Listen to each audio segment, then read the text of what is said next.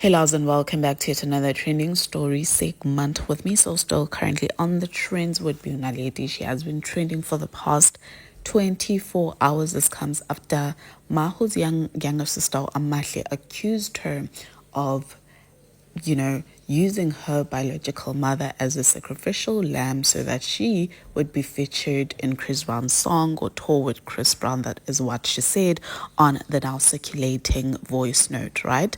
So now, unfortunately, Naledi was then performing last night at the Mthandeni summer experience. And just right before the performance, guess what? Gatjeni and his backup dancers were still on stage. I think there was a miscommunication between the DJ or the people that were behind the scenes, and Naledi was then seen getting onto the stage while Gatjeni and the dancers were still on stage. Unfortunately, I don't know whether people don't know Gutu Naledi is a baby, is still a child. They were throwing bottles at her. Like, why would you do such a thing, guys? I am so shook. Naledi yesterday was fighting Wuti.